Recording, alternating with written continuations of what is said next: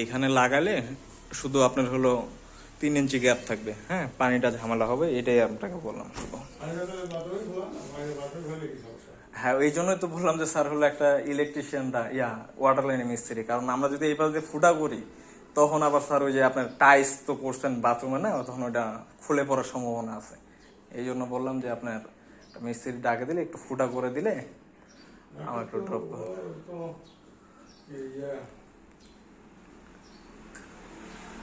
আর sir এই যে এসির সাথে প্লাগ নাই, একটা প্লাগও লাগবে। 2 টনের মেশিন তো প্লাগ দেয়নি। হ্যাঁ, তুমি থ্রেড মারো, সব রেডি করো। খারাপ কেন, এমনি উঠাও, উঠা টেপ টুপ মারো।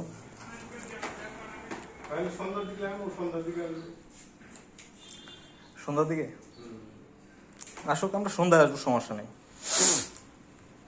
কারণ স্যার আমি যদি আপনাকে এখানে যেই বললাম যে উপরে গ্যাপ থাকতেছে কম, এসি দিয়ে আপনার দেখা গেছে যে কয়েকদিন পর পরে এসি জাম হয়ে যাবে, সামন দিক দিয়ে তখন পানি ছিটা দিবে, পানিটাও যাবে না ঠিক মতন, কারণ 3 ইঞ্চি গ্যাপ দিলে বাতাসও কম আসবে এসি থেকে, আর বড় মেশিন তো।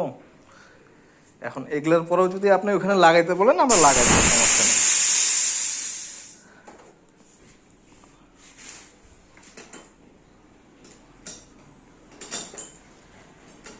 ব্যাটারি আছে?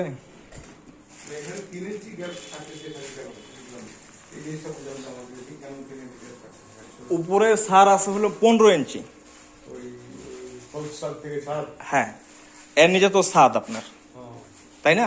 এর নিচে হলো ছাদ 15 ইঞ্চি থাকতেছে। আমার এসি হলো 12 ইঞ্চি। হ্যাঁ, 3 ইঞ্চি গ্যাপ থাকতেছে। হ্যাঁ, এখানে আছে হলো আপনার 20 ইঞ্চি, 20 ইঞ্চি, 5 ইঞ্চি হলো আপনার, 5 থেকে 6 ইঞ্চি হলো লিঙ্কন। এই যে এই পাশে শর্ট হচ্ছে বলতে, এই পাশে তো আপনার বিট থাকলেও আপনার হলো এখানে জায়গাটা বেশি থাকতেছে, এখানে জায়গাটা থাকতেছে না। হ্যাঁ, যদি আমরা একটু নিচে নামাই দিই সেক্ষেত্রে আমাদের পানির পাইপটা পড়তেছে হলো আপনার বাথরুমের দিকে, আর হলো গ্যাস পাইপটা আমাদেরকে ডান পাশ দিক দিয়ে উঠায় নিতে হবে। হ্যাঁ হ্যাঁ হ্যাঁ, ওইখানে আপনার 1 ফিটের মতন পাইপ দেখা যাবে, ওইটা আপনাদের যে ইন্টেরিয়র যেরকম করছেন কাঠ দিয়ে একটা করে নিতে হবে, ঢাকনা করে নিতে হবে। আমাদের তো লাগাইতে সমস্যা নেই, এখন লাগাই দিলাম, 1 সপ্তাহ বা 1 মাস পরে যখন সমস্যা হচ্ছে, সমাধান তো আমাদেরকে দিতে হবে, তাই না? এখন যদি আমি পরে বলি, পরবর্তীতে আপনাকে বলি যে ম্যাডাম এটা তো এখন নামাইতে হবে, তখন তো বলবেন যে আগে কেন বলেননি। এটা আর কি আমাদের বলার কাম, আমরা বলতেছি যদি লাগাইতে বলেন সেক্ষেত্রে লাগাই দেবো, এই আর কি।